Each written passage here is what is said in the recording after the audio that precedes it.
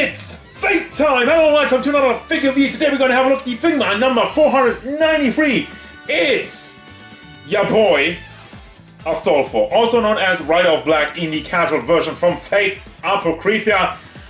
You know we've been waiting for this. Fate fans, Figma fans, this is the time for Fate's official best girl to enter the stage once more in the casual version. And I'm saying best girl because sometimes it takes a real man to be best girl.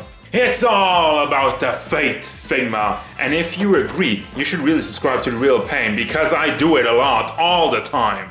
And here he is, the most beautiful boy who dresses up like a girl because he likes cute things. Those are actual facts. He stands at about 13.5 centimeters to the top of his head, which means we are going up to 5.4 inches tall.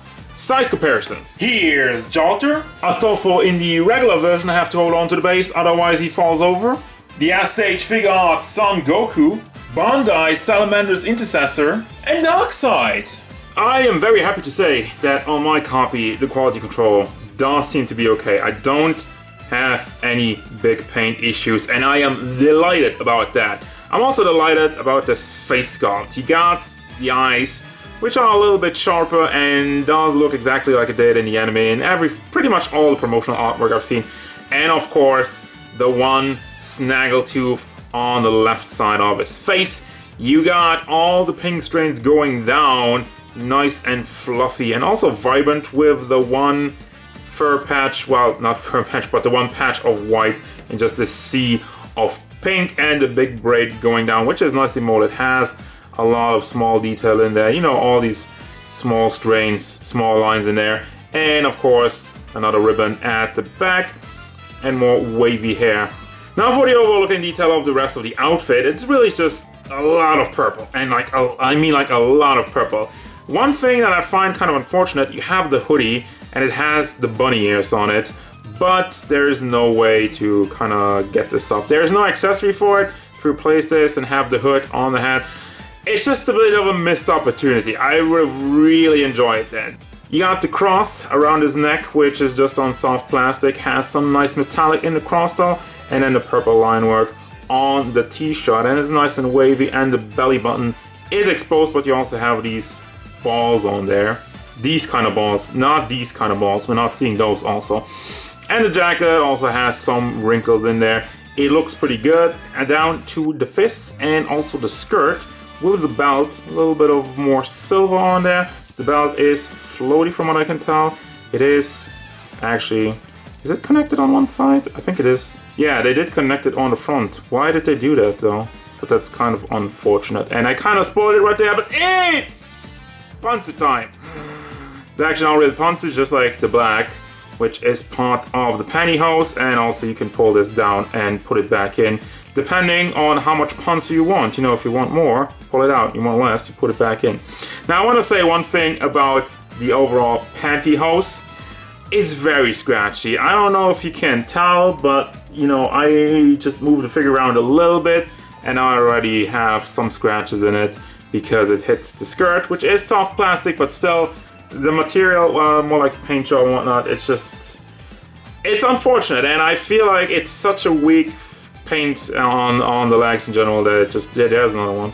That shouldn't really happen at the price point. It does look good, it's just like really scratchy and that's not cool. Then we go down to the sneakers, which actually look amazing and engineered very, very well. There's actually some bleeding on the white, but it is barely noticeable, and like I'm saying, the engineering on it is pretty good because the ball joint is hidden in there. Ooh, spicy.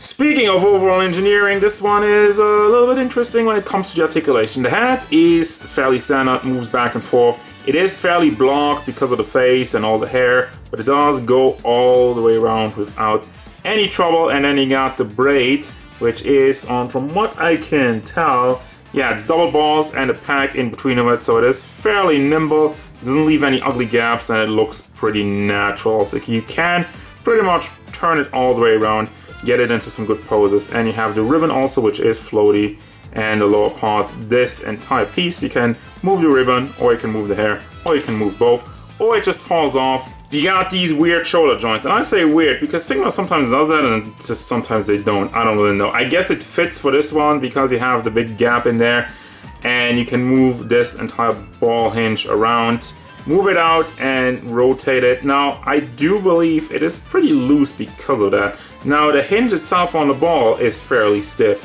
which is kind of weird. So you can bring that up and down. You have the other ball hinge in the elbow, which is also very, very stiff. Please don't break off. I'm having flashbacks. I guess it's because this part of the jacket kind of rubs against the other one, but you can bring that back and forth. You can rotate it a little bit, but if you rotate it around, always straighten it out before moving it, I'd say, because otherwise you might break it off. Then for your fist, you have another ball hinge. You can bring that up and down. Rotates all the way around. Really disappointing in the chest area. They didn't really leave enough room, and the shirt is not soft plastic as such. This thing barely moves around. It doesn't even go all the way around, and it barely moves back and forth. Doesn't really tilt side to side, so that's kind of disappointing. The hips have the same as the shoulders. You can pull it out, rotate it around, move the leg forward, move it out to the side, move it to the back, and rotate it on the ball as the hair disconnects. I kind of pushed on it. Then you have a ball hinge in the knee and another ball hinge hidden in the boot, in the shoe. Moves back and forth. Does tilt side to side. There's another ball in the lower half. That's just, it looks beautiful. Also rotates all the way around. And you have a toe hinge. Moves all the way up. I'm loving the shoes actually. Can you bring the lower part also up and down? Not really. This is more for tilting. Alright. I mean, it works and gets the job done, except for this part. For your accessories, you don't really get a lot, but you get a bunch of cool stuff. I love the faces. You got the shiny star-eyed face, which is just lovely. I am probably going to use this one. I leave this one up to imagination. Just complainy face, yeah. And then you have the face where he blows, the Black Luna. Here's the Black Luna, which is one of his many noble phantasms in the standard form. You know, I really would have liked to get the giant one, but alas, we're getting the small ones. But yeah, you have that. Has some nice gold and black on it. And for the hands, you got peace sign hands, 2 hands to, I guess, hold the Black Luna. Well, this one with the kind of differently shaped and the open hands. And then also you got the Figma base with the peg in it and whatnot. And you got like this extra piece to put it on. And a replacement for the hand. And also, I know what you guys are gonna ask me. Payne, can you use the new faces on old Astolfo? Well, let's find out by the looks of it. By the looks of the pack, it does. It should fit, right? It should fit. It should fit. Ah, it's kind of a tight fit actually, but yeah, yep, does go on there, but it's really freaking tight, dude.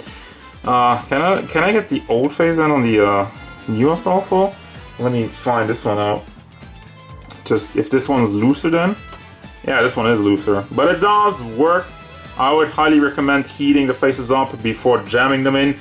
But yes, it does work, so don't ask me. Final thoughts, which I keep re-recording because I can't settle on something. So overall, the figure looks great, looks cute. The design hits the nail on the head. I love me some casual Astolfo. The articulation is good. I love that they added some extra things on it. I tried out some, well, not really new things, but you know, Figma. Sometimes they do like the moving shoulder and like the hip part, which you can pull out. They've done that before, but I don't know. They just sometimes do it and sometimes they don't. And then we got the non-moving torso, which is a bit of a disappointment. Also, the scratchy legs are a bit of a disappointment. And the accessories are like run of the middle. It's just like, it's not great, but it's not bad. But like, my main thing is like, there's not that much value in this figure. Like, we don't have, I would have loved the Black Luna, or if you really want to go crazy with accessories, give us like the Griffin, you know, one of his many noble phantasms, which we haven't gotten. Well, we got the Lance and I think the Grimoire with the original release, but I digress. This figure is good. It's sure to delight Astolfo fans, and I feel like it's a good addition to your Fate collection. It will look nice and colorful in it, but for everybody else, I'm kind of like, you know, it's cool, it's alright, don't have anything against it, but again, at the price point, it's kind of, could have had maybe a little bit more. I guess I'm going to leave it at that. That's going to do it, guys. As usual, thank you very much for watching. Don't forget, if you enjoyed this review, hit it up with a like, and subscribe to the channel so you can stay tuned for more figure reviews, card game stuff, and whatever Astolfo wants. Mostly some torso movement would have been nice.